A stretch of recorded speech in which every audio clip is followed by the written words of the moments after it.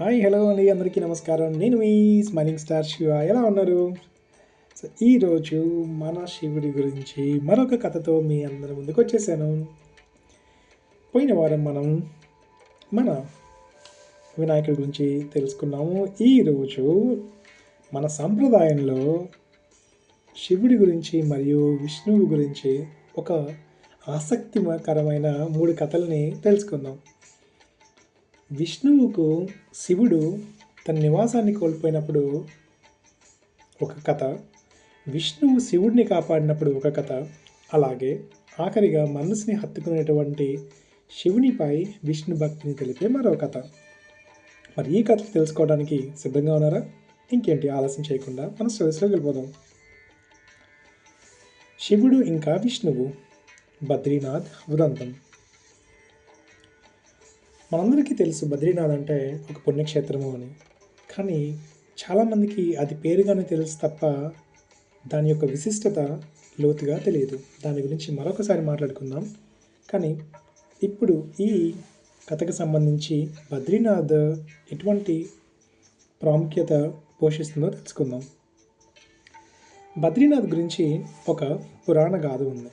ఇక్కడ శివపార్వతులు నివసించారు. అద్భుతమైన ప్రదేశం. సముద్ర మట్టానికి 10,000 అడుగుల ఎత్తునుంది. ఒకరోజు నారదుడు విష్ణువు దగ్గరికి వెళ్ళి, మానవాళికి ఒక మంచి ఆదర్శంగా మీరు లేరు. ఎప్పుడు మీరు ఊరికే ఆదిశేషం మీద పడుకొనే ఉంటారు. అలాగే మీ భార్య లక్ష్మీదేవి నిరంతరం మిమ్మల్ని సేవిస్తూ చెడగొడుతూ ఉంటుంది. మీరు ఈ గ్రహం మీద ఉన్న మిగతా జీవులకి ఆదర్శవంతుడిగా లేరు. ఈ సృష్టిలో ఉన్న అన్ని జీవుల కోసం మరింత శక్తివంతమైనది ఏదైనా మీరు చేయాలి అంటాడు. ఈ విమర్శను తప్పించుకోవడానికి, అలాగే తనను మెరుగుపరుచుకోవడం కోసం సాధన చేయడానికి సరైన ప్రదేశాన్ని వెతుకుతూ విష్ణువు హిమాలయాలకు వస్తాడు. అతనికి బద్రీనాథ్ కనపడుతుంది. అక్కడ ఒక చక్కటి చిన్న ఇల్లు ఉంటుంది. ఆ ప్రదేశం తన సాధనకు సరిగ్గా సరిపోయే విధంగా ప్రతిదీ కూడా సరిగ్గా తను ఎలా కావాలనుకున్నాడో అచ్చం అలాగే ఉంటుంది. కానీ అది శివుని నివాసం అని, అలాగే అతను చాలా భయంకరమైన వ్యక్తి అని తెలుసుకుంటాడు. తనకి గనక కోపం వస్తే కేవలం మీ గొంతే కాకుండా తన గొంతు కూడా కోసుకునే రకం ఈయన. ఈ వ్యక్తి చాలా భయంకరమైన వాడు. అందుకని విష్ణువు ఒక చిన్న పిల్లవాడి రూపంలోకి మారి ఆ ఇంటి ముందు కూర్చుంటాడు. వాహ్యానికి వెళ్ళిన శివుడు, పార్వతి ఇంటికి తిరిగి వస్తారు. వాళ్ళు వచ్చేటప్పటికి వాకిట్లో ఓ చిన్న పిల్లవాడు ఏడుస్తూ కూర్చున్నాడు. పిల్లవాడి వైపు చూసిన పార్వతిలో మాతృహృదయం ఉప్పొంగింది. బిగ్గరగా ఏడుస్తున్న పిల్లవాడిని ఎత్తుకోబోయింది. శివుడు, పిల్లవాడిని ముట్టుకోకు అని పార్వతీదేవిని వారించాడు. ఆవిడ, ఎందుకింత క్రూరత్వం, అలా ఎలా అనగలుగుతున్నారు అని అడిగింది. శివుడు పార్వతీదేవితో ఇలా చెప్తాడు, ఈ పిల్లవాడు మంచి పిల్లవాడు కాదు. మన వాకిట్లో తనంతట తాను ఎలా ప్రత్యక్షమయ్యాడు? చుట్టుపక్కల ఎవరు లేరు. పోని తల్లిదండ్రుల పాదాల ముద్రలో, మంచులో ఎక్కడా కనిపించడం లేదు. వీడి పిల్లవాడు కాదు అని. కానీ పార్వతీదేవి వీల్లేదు, నాలోని మాతృత్వం పిల్లవాడిని ఇలా ఏడుస్తూ వదిలేయలేదు అని ఆమె పిల్లవాడిని ఎత్తుకొని ఇంట్లోకి తీసుకెళ్ళింది. ఆమె ఒడిలో కూర్చున్న పిల్లవాడు చాలా సంతోషంగా కనపడ్డాడు. శివుని వైపు ఆనందంగా చూస్తున్నాడు. శివుడికి ఏం జరగబోతుందో తెలుసు. అయినా సరే, కానీ ఏం జరుగుతుందో చూద్దాం అన్నాడు. పార్వతీదేవి పిల్లవాడిని సముదాయించింది, అన్నం తినిపించింది. అతని ఇంట్లో వదిలి దగ్గరలోని వేడి నీటి బుగ్గల్లో స్నానం చేయడానికి శివునితో పాటు వెళ్ళింది. వాళ్ళు తిరిగి వచ్చేటప్పటికి ఇంటి లోపల వైపు తలుపు గడియబెట్టింది. పార్వతీదేవి ఆశ్చర్యచకితురాలైంది. తలుపు ఎవరు వేశారు? శివుడు, నేను చెప్పాను కదా పిల్లవాడిని ఎత్తుకోవద్దని. నువ్వు పిల్లవాడిని ఇంట్లోకి తెచ్చావు. వాడు లోపల నుండి తలుపు గడియ పెట్టాడు. పార్వతీదేవి, ఇప్పుడు ఏం చేద్దాం అన్నది. శివుడికి 2 మార్గాలున్నాయి. 1, తన ముందున్న దాన్నంతా దహించి వేయడం. 2, మరో నివాస స్థానాన్ని వెతుక్కోవడం. అందువల్ల ఆయన, ఎక్కడికన్నా వెళ్దాం, ఈ పిల్లవాడు నీకు చాలా ప్రియమైన వాడు కదా, నేను వాడిని ఏమీ చేయను అన్నాడు. ఆ విధంగా శివుడు తన నివాసం కోల్పోయాడు. శివపార్వతులు ఆ ప్రాంతం అంతా తిరిగారు, తగిన చోటు కోసం వెతికారు. చివరికి కేదార్నాథ్లో స్థిరపడ్డారు. మరి ఇదంతా ఆయనకు ముందే తెలియదా అని మీరు అడగవచ్చు. మీకు ఎన్నో విషయాలు తెలుసు, కానీ మీరు వాటిని ఎలా జరగనిస్తారు? సో ఇది మన మొట్టమొదటి కథ. శివుడు తన ఇంటిని ఎలా వదులుకున్నాడు, విష్ణువు ఎలా దాన్ని ఆక్రమించాడు అని చెప్పి తెలుసుకోవడం కోసం. మరి విష్ణువు శివుణ్ణి కాపాడినప్పుడు మన రెండో కథ.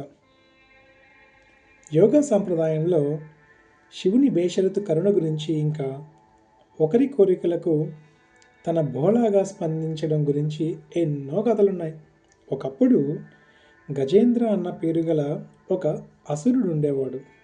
గజేంద్రుడు ఎంతో కఠోర నిష్ఠ ఆచరించి శివుడి నుండి ఒక వరం పొందుతాడు. తను ఎప్పుడు పిలిస్తే అప్పుడు శివుడు అతని దగ్గర ప్రత్యక్షమవ్వాలన్న వరం ఉంది.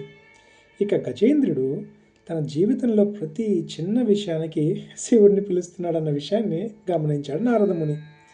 ముల్లోకాలలోనూ తుంటరి అయిన నారదముని గజేంద్రుడితో ఒక అల్లరి చేస్తాడు.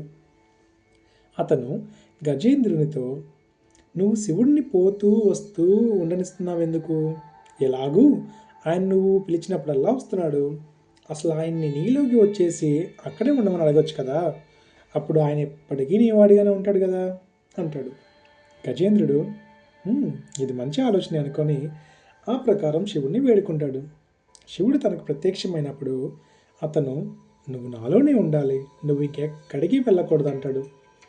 శివుడు పోలాగా ఒక పిల్లవాడిలా స్పందిస్తూ సరే అని ఒక లింగ రూపంలో గజేంద్రునిలోనికి ప్రవేశించి అక్కడే ఉంటాడు.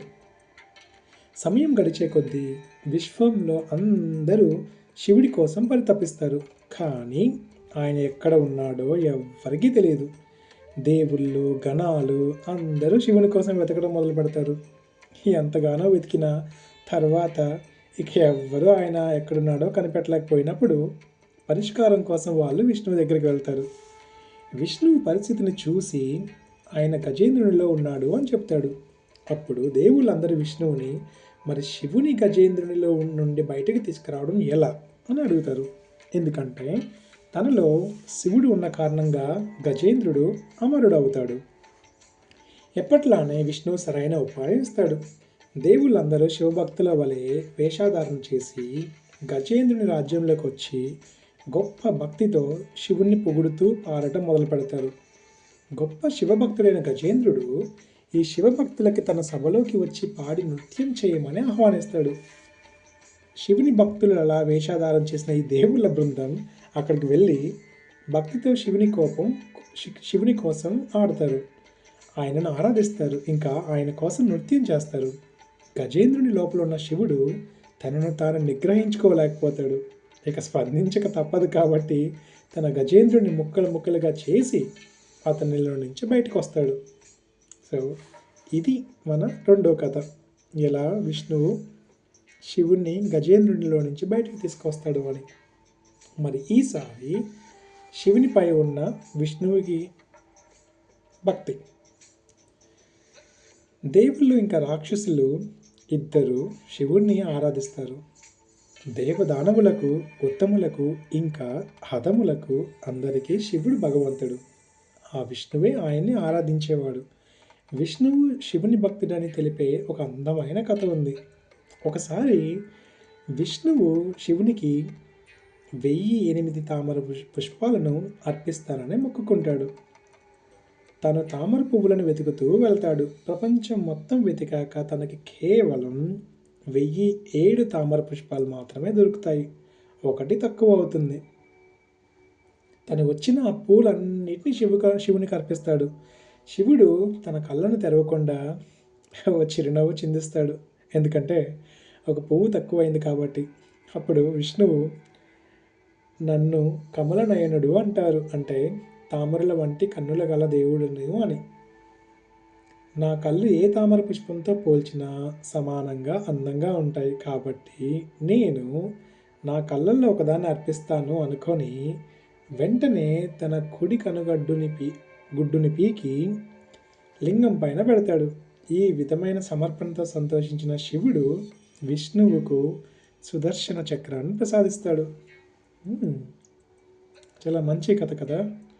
ఎందుకంటే ఆ సుదర్శన చక్రం నేను మన ఒకానొక చిరంజీవి సినిమా గ్యాంగ్ లీడర్ అనుకుంటాను. అందులో విష్ణువు చేతిలో సుదర్శన చక్రం అని చెప్పేసి డైలాగ్ చాలా ఫేమస్ అయిపోయింది. సో మళ్ళీ ఇప్పుడు ఈ కథ వింటున్నప్పుడు, కథ చెప్తున్నప్పుడు ఆ సుదర్శన చక్రం ఒక్క బ్యాక్డ్రాప్లో ఉన్న కథ ఇదని ఇప్పుడు అర్థమైందనమాట. సో ఇది ఫ్రెండ్స్ నా 3 కథలు మన శివుడి గురించి. సో మళ్ళీ మరొక స్టోరీతో మేము ముందుకు వస్తాను మన శివుడి గురించి. దీన్ని మనం ముచ్చటగా నేను 10th క్లాస్లో ఉన్నప్పుడు మా టీచర్ నేను కథలు రాస్తున్నప్పుడు తను వీడికి ఒక పేరు పెడదామని చెప్పేసి శివలెల్లు అని పెట్టారు నాకు నా కథలకి. సో ఆ కథలు అప్పుడు కొనసాగించడం కుదరలేదు, కానీ మళ్ళీ మన సిరీస్కి శివలెల్లు అని పేరు పెట్టుకుంటే ఎంత బాగుంటుంది. సో తప్పకుండా శివలెల్లు అని పెట్టుకుందాం. అందులో ప్రతిరోజు ఒక కథలు శివుని గురించి తెలుసుకుంటూ ఆయన భక్తిలో మునిగి తేలుతూ ఉందాం. సో ఇక్కడితో ముగిస్తున్నాను. ప్రియమైన సోదరులందరికీ నా స్టోరీని చదవలేదండి వింటున్న వాళ్ళకి చాలా శతకోటి నమస్కారాలు. ఇక్కడితో సెలవు. మళ్ళీ తప్పకుండా మరొక వీడియోతో మీ ముందుకు వస్తాను. అంతవరకు అందరినీ నవ్విస్తూ ఉండండి. ఎందుకంటే చాలా చిన్న జీవితం కాబట్టి ఎప్పుడు ఏమవుతుందో తెలియదు. So let's have happy life and enjoying life. నేను మీ smiling star Shiva, signing of.